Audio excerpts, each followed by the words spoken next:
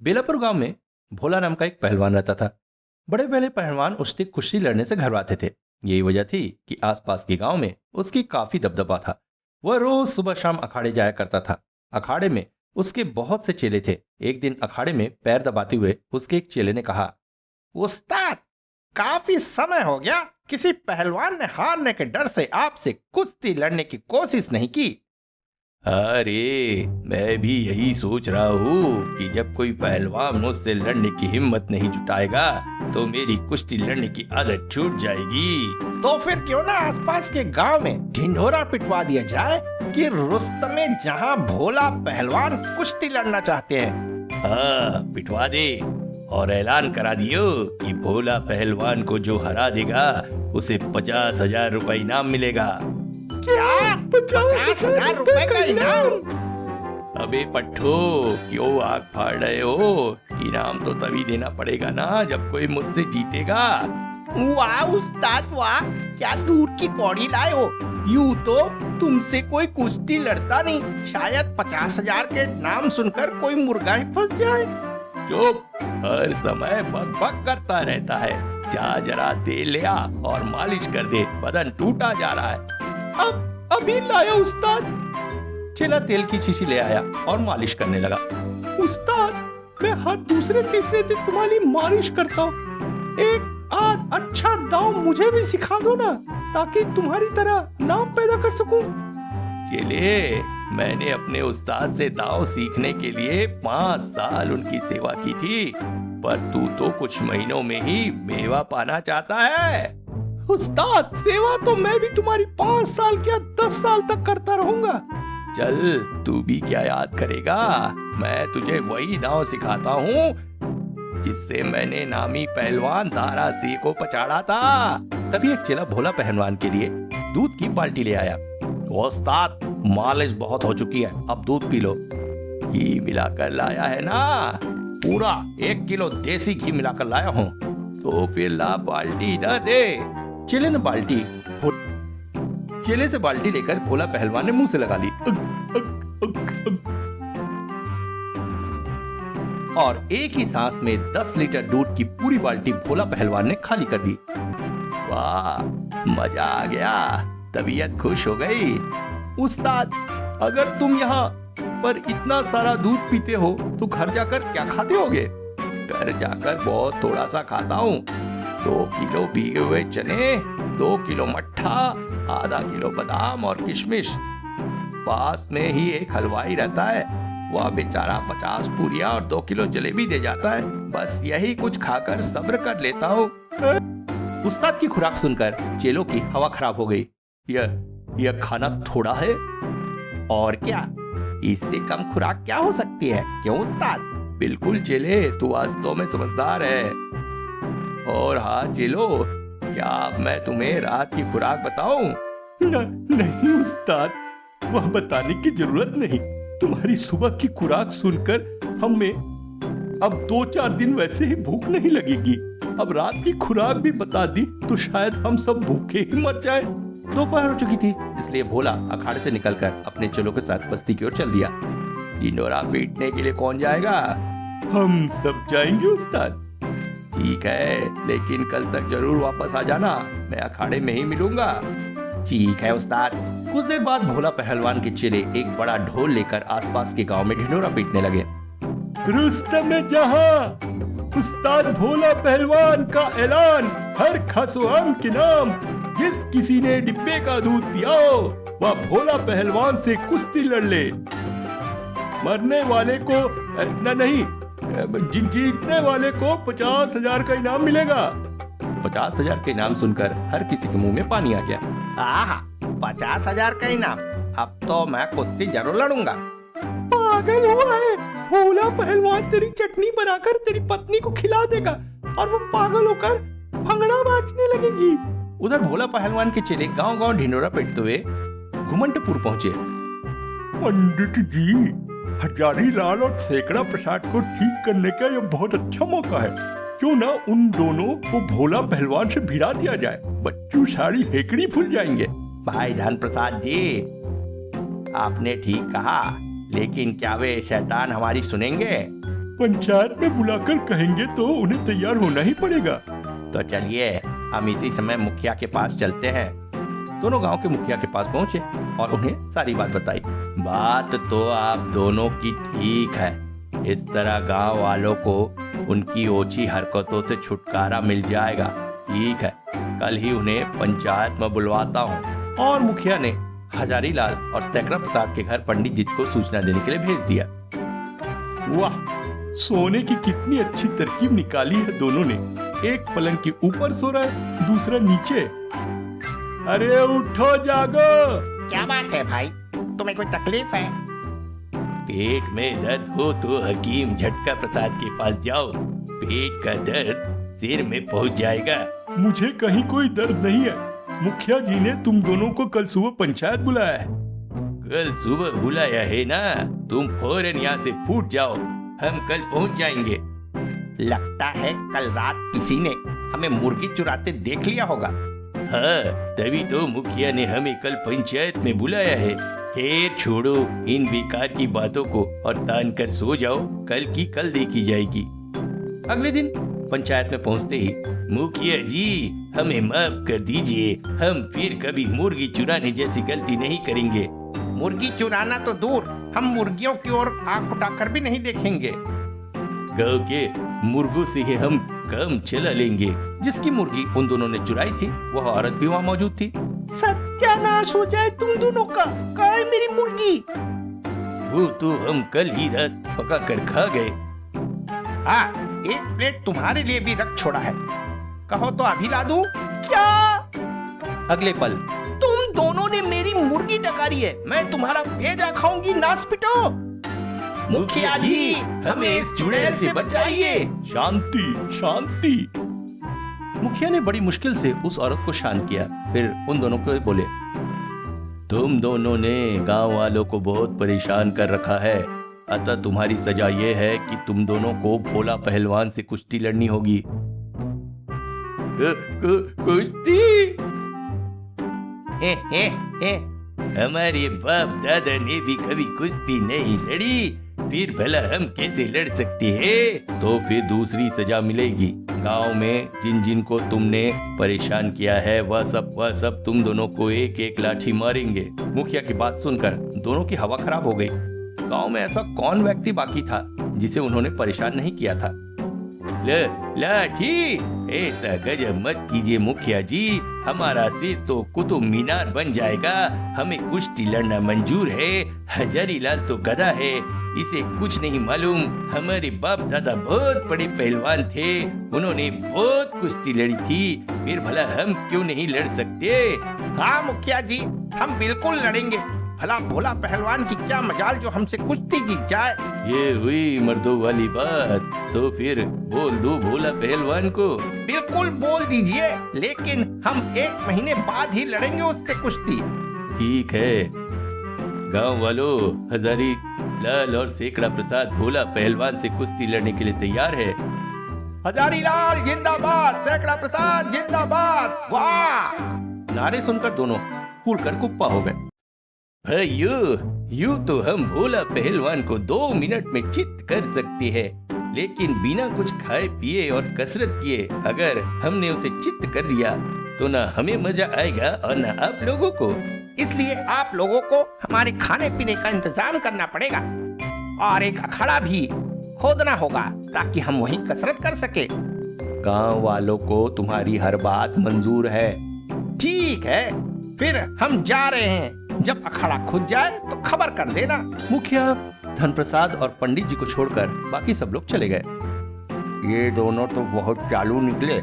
कुश्ती 1 महीने बाद रखी, अब जमकर 1 महीने तक गांव वालों का माल खाएंगे। चिंता मत कीजिए, बकरे को हलाल करने से पहले खिलाना पिलाना पड़ता है। उन दोनों को भोला के हाथों हलाल जो कराना है। दूसरे दिन मुखिया जी भोला पहलवान के अखाड़े पहुंचे और अपना परिचय देने के बाद बोले, मेरे गांव के 2 आदमी 1 महीने बाद तुमसे कुश्ती लड़ना चाहते हैं।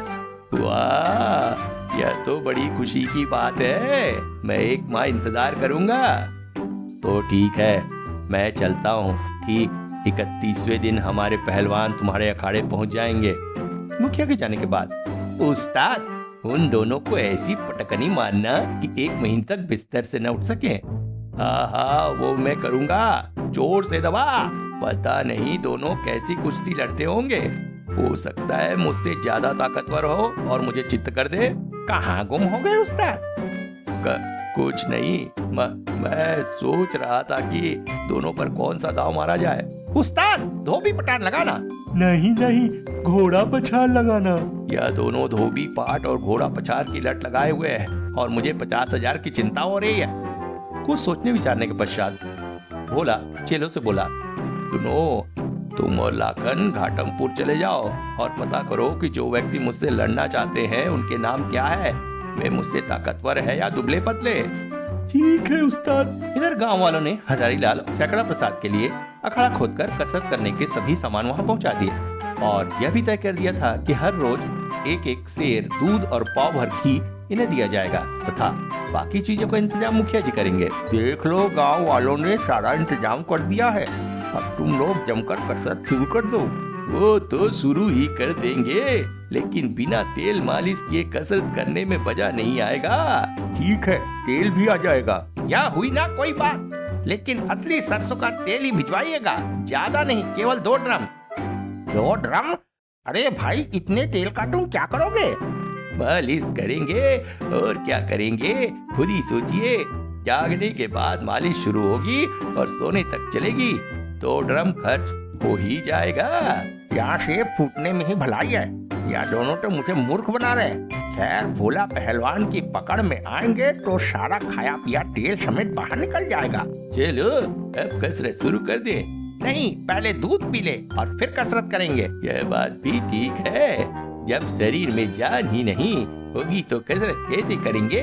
और दोनों वहां जा पहुंचे जहां बड़े से टब में दूध भरा रखा था तथा एक बड़ी परात में भीगे हुए चने रखे थे। क्यों भाई हजारी, अगर दूध में इन चनों को डालकर खाया जाए तो कैसा रहेगा? चौगुनी ताकत आ जाएगी। तो चलो फिर तुम भी शुरू हो जाओ। और दोनों बड़ी बड़ी बाल्टियों में दूध भरकर उनमें चने डालकर खाने लगे। वाह, बिल्कुल नया मजा। इस तरह दूध चने किसी ने कभी नहीं खाया होगा। ठीक उसी समय भोला पहलवान के 2 लोग चले वहां पहुंचे। दूध में चने, दोनों बहुत पहुंचे हुए पहलवान लगते हैं। तभी इन दोनों की नजर उन दोनों पर पड़ी। नो, तुम दोनों और हमारे खाने पीने पर क्यों नजर लगा रहे हो? नजर तो लग गई सैकड़ा भाई। अब तो नजर उतारने के लिए बाकी बचा थोड़ा सा माल फेंकना ही पड़ेगा। हम दोनों भोला पहलवान के चेले। क्या आप दोनों ने हमारे उस्ताद की चुनौती स्वीकार की है? हाँ, हम ही है वो सूरमा। जाओ जाकर अपने उस्ताद से कह दो कि वह कफन दफन का पहले से इंतजाम करके रखे। हाँ, बाद में तो उसे अपना लंगोट संभालने का भी मौका नहीं मिलेगा। चेलों की बात सुनकर भोला को पसीना आ गया। साफ साफ बताओ क्या बात है, कौन है वे दोनों? उस्ताद, उनका नाम है हड्डी तोड़ और पसली तोड़। देखने में तो दोनों इस तरह लगते हैं जैसे हड्डी पर कबड्डी खेल रहे हो, लेकिन खुराक तुमसे दुगनी है और वे दूध में भीगा चना खाते हैं। उनकी खुराक मुझसे ज्यादा है, तब तो मेरी बनी बनाई इज्जत और 50,000 दोनों गए पानी में। और हाँ, आते समय उन्होंने हमसे कहा था अपने उस्ताद से कह देना कि वो अपने कफन दफन का इंतजाम पहले से ही करके रखे। कफन दफन का नाम सुनते ही भोला की आधी जान निकल गई, लेकिन प्रकट में उसने तेवर दिखाया। ऐसा कहा था उन दोनों ने।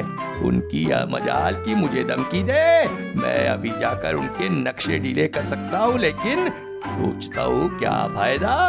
वक्त से पहले लड़ने में यह काम मैं निश्चित तारीख को ही करूंगा। लेकिन मन ही मन सोचा, हाय, नक्शे क्या ढीले करूंगा, मैं तो माफी मांग लूं उन दोनों से। और उदास घर की ओर चल पड़ा। कहाँ चल दिए उस्ताद, क्या कसरत नहीं करोगे? नहीं, आज तबीयत कुछ ठीक नहीं। यार, उस्ताद को ये अचानक क्या हो गया? बड़े ढीले नजर आ रहे हैं। ये हड्डी तोड़ पसली तोड़ के बारे में जानने के बाद हुआ है। यही हाल रहा तो वे दोनों उस्ताद का कबूतर बना देंगे। उस दिन भोला जल्दी घर पहुंचा तो उसकी पत्नी को बड़ा आश्चर्य हुआ। क्या बात है, आप अखाड़े से जल्दी घर आ गए? बस ऐसे ही चला आया। अच्छा, हाथ मुंह धो लीजिए, मैं खाना लगाती हूँ। रहने दो, मुझे भूख नहीं। अरे पहले तो आप खाने पर इस तरह झपटते थे जैसे बिल्ली चूहे, फिर आज। मैंने कहा ना मुझे भूख नहीं है। बेचारा भोला अभी से हार का गम मनाता हुआ चुपचाप बिस्तर पर जाकर लेट गया। खेलों की बात में आकर मैंने बहुत बड़ी गलती कर दी। इस बार कुश्ती जीत जाओ तो फिर कभी किसी को चुनौती नहीं दूंगा। उधर रात को ज्यादा खा लेने के कारण हजारीलाल और सैकड़ा प्रसाद को भी नींद नहीं आई और वे सुबह होने से पहले ही अखाड़े पहुंच गए। बताओ पहले कौन सी कसरत शुरू की जाए? पहले बैठक, फिर दंड लगाएंगे, फिर मुकद्दर घुमाएंगे। ठीक है, तू बैठक लगाना शुरू कर, मैं गिनती शुरू करता हूँ। जरा ठहर, कपड़े तो उतार लूं। हू हा इश। 1 2 3 शाबाश, इसी तरह 7 8। हजारीलाल तेजी से बैठक लगाता रहा, इसलिए जल्द ही सैकड़ा प्रसाद गिनती भूल गया। ओ सैकड़े प्रसाद के बच्चे, मुंह पर ढक्कन लगाए क्यों खड़ा है? गिनती क्यों नहीं गिन रहा? मैं क्या हराम में बैठक लगा रहा हूँ? मैं गिनती भूल गया था, ठहरो मैं फिर से गिनती शुरू करता हूँ। सैकड़ा, अब तक जो बैठक लगाई क्या वो भाड़ में जाएगी? अतः इस बार गिनती 1 से नहीं बल्कि 1000 से शुरू करो और अब ना भूलना। ठीक है। हजारीलाल फिर बैठक लगाने लगा और सैकड़ा प्रसाद गिनती करने लगा। 1001, 1002, 1003। इधर भोला रात भर बिस्तर पर करवट बदलने के बाद सुबह होते ही घाटमपुर की ओर चल दिया। दोनों से कहूंगा मुझसे कुश्ती न लड़े, मैं चुनौती भी वापस ले लूंगा। जब भोला अखाड़े पहुंचा 1043, 1048। बाप रे, मैं तो 500 से ज्यादा कभी नहीं लगा पाता और ये 1000 से भी ऊपर लगा चुका है। उन दोनों ने भोला को देख लिया लेकिन अनदेखा कर दिया। 1050। बस करो यार, तुमने विश्व रिकॉर्ड तोड़ डाला। ओह, उसने तो बैठक लगाने में विश्व रिकॉर्ड तोड़ डाला। मैं उन दोनों से कभी नहीं जीत पाऊंगा। मुर्गा जाल में फंस रहा है। तुमने बेकार रोक दिया, अभी तो मैं 200-300 बैठक और लगा सकता था। खैर, अब तुम अखबार में जरूर छपवा देना कि मैंने बैठक लगाने का विश्व रिकॉर्ड तोड़ डाला है। जरूर छपवा दूंगा, पहले तुम चने खाकर दूध तो पी लो। लगता है इन दोनों ने मुझे अभी तक नहीं देखा है, मुझे ही चलकर इनसे बात करनी चाहिए। हड्डी तोड़ जी, पसली तोड़ जी, आपको भोला पहलवान का प्रणाम। कौन है बे? जी मैं भोला पहलवान। हे, तो तुम ही हो भोला पहलवान। तरस आता है भाई हमें तुम पर। तरस क्यों? हे, इसलिए कि तुम्हारे बराबर के तो हमारे लड़के हैं। क्या? लेकिन मैंने तो सुना था कि आप कुंवारे हैं। हमने अमेरिका में विवाह किया था, इसलिए यहाँ किसी को नहीं मालूम। अमेरिका में? हाँ, 10 साल पहले हम वहाँ कुश्ती लड़ने गए थे। हमने वहाँ के सबसे नामी पहलवान को हरा दिया, छट्टी का दूध याद दिलाकर हरी घास सुंघा दी थी। यह देखकर अमेरिका की सबसे खूबसूरत हीरोइन हम पर मर मिटी और हमने उस पर तरस खाकर उससे विवाह कर लिया। एक हीरोइन से दोनों ने? यह सब बातें हम तुम्हें बाद में बताएंगे। पहले यह बताओ कि क्या तुम वहाँ सुबह सुबह तेल बेचने आए हो? यदि हाँ, तो बिना इजाजत के हमारे अखाड़े में कदम रखने की हिम्मत कैसे की? भोला बेचारा बुरी तरह घबरा गया। देखिए, मैं आप दोनों से यह कहने आया हूँ कि कुश्ती लड़ने का विचार त्याग दीजिए, मैं अपनी चुनौती वापस लेता हूँ। वारी किस्मत, बन गया काम। या तो पूरा गीदड़ साबित हुआ। तुम्हें कुश्ती तो लड़ना ही पड़ेगा। देखो भाई टेसू पहलवान, हम एक बार जो चीज स्वीकार कर लेते हैं उसे कभी वापस नहीं करते।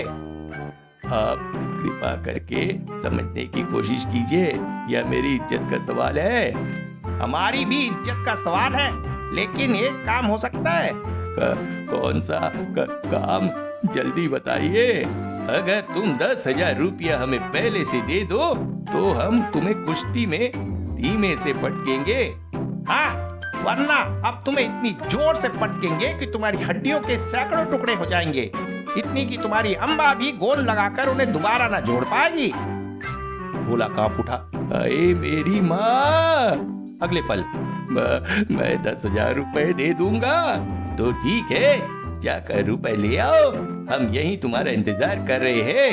उसने सुना, कल मैंने 1000 दंड लगाए थे, आज पूरे 1500 लगाऊंगा। तुम गिनती शुरू कर। भोला पहलवान के जाते ही, गधे कुश्ती लड़नी ही पड़ेगी या कहने की क्या जरूरत थी।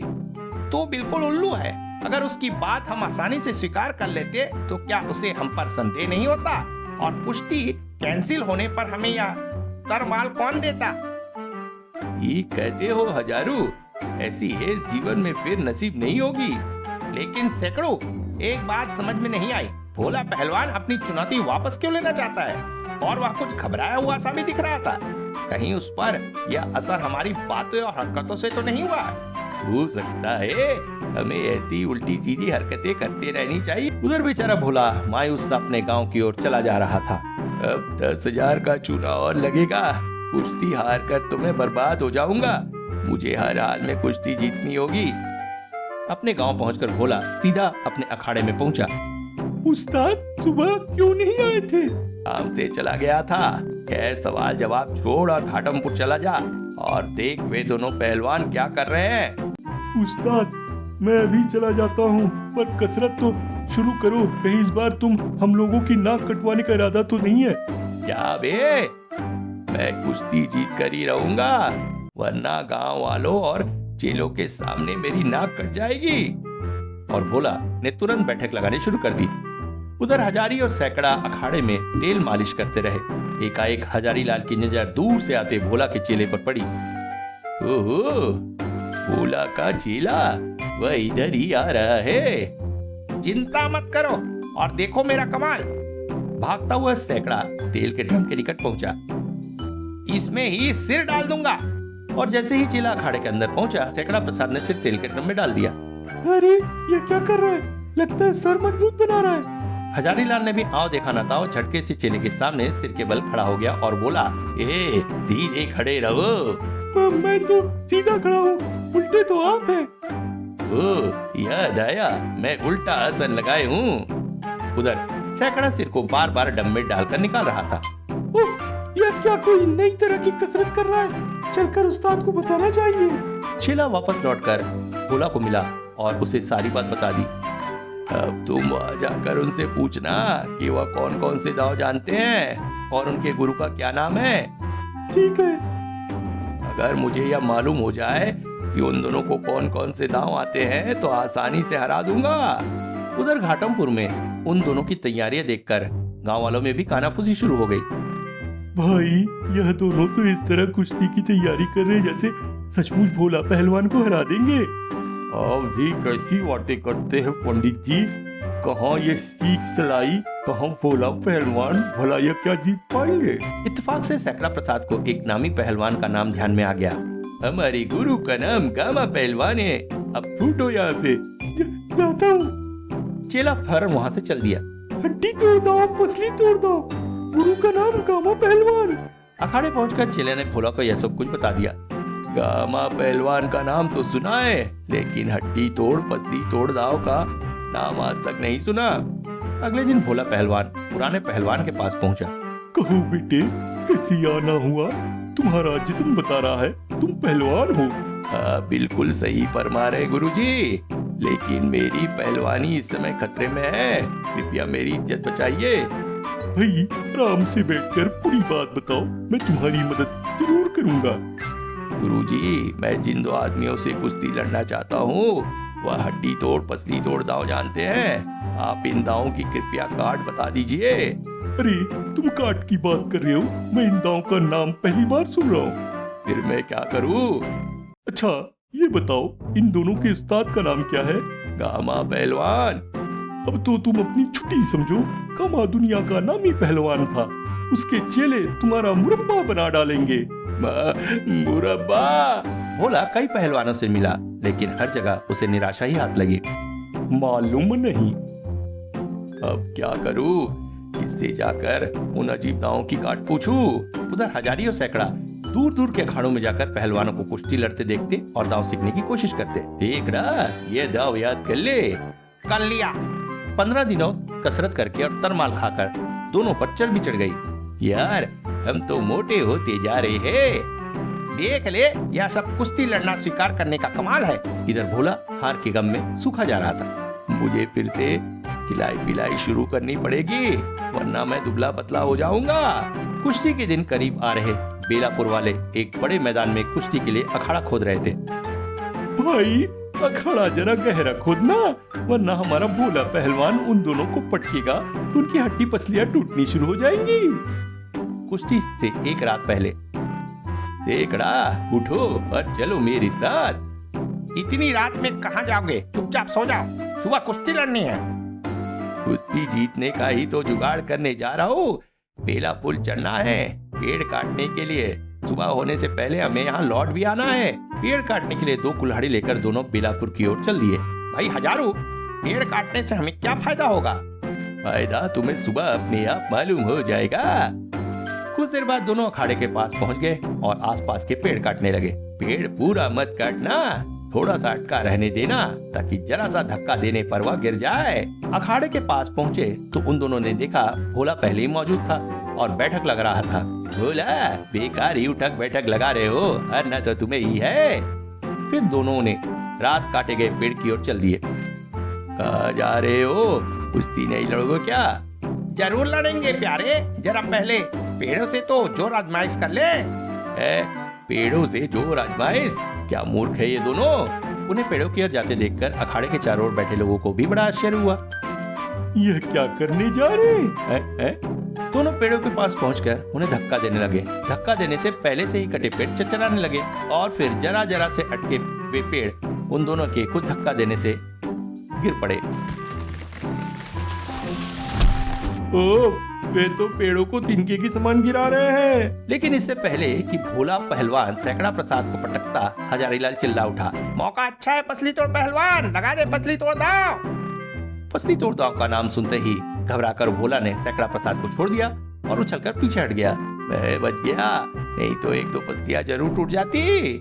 भोला को इस तरह घबराते देख सैकड़ा प्रसाद ने लपक कर उसकी कमर पकड़ ली और उसे उठाकर पटकने की कोशिश करने लगा। ओह, यह तो पूरा हाथी है, उठा ही नहीं रहा। भोला ने फिर एक बार हिम्मत बांधी और धोबी पाट लगाना चाहा, लेकिन उसके शरीर पर तेल लगा हुआ था। वह फिसलकर उसकी पकड़ से निकल गया। मैं गावा का चेला हूँ भोला जी, क्या दाम मुझ पर नहीं चलेगा। तभी हजारी भी अखाड़े में कूद पड़ा। पसली तोड़, तुम बाहर जाकर आराम करो, अब मैं लड़ता हूँ बाकी कुश्ती। हड्डी तोड़ दाव का नाम सुनते ही भोला घबरा गया। ओह, यह तो मेरी हड्डियां तोड़ डालेगा, इसे फौरन छोड़ देना चाहिए। अगले ही पल भोला हजारीलाल को छोड़कर अलग हो गया। अच्छा हुआ तुमने मुझे छोड़ दिया, वरना मैं हड्डी तोड़ जाओ जरूर चलाता। इस बीच हजारीलाल हाँफने लगा। उसने सैकड़ा प्रसाद को अंदर जाने का इशारा किया और खुद बाहर चला गया। कुश्ती फिर शुरू हुई।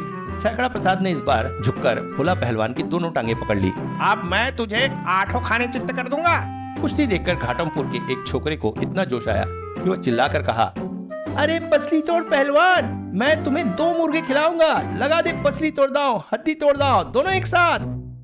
बेचारा भोला लड़की की बात सुनकर बुरी तरह घबरा गया और उसने तुरंत सैकड़ा प्रसाद की पकड़ से आजाद होना चाहा। इसी चक्कर में वह चारों खाने चित्त जा गिरा। अरे दांव लगाने से पहले ही गिर पड़ा, दांव तो लगा लेने देता।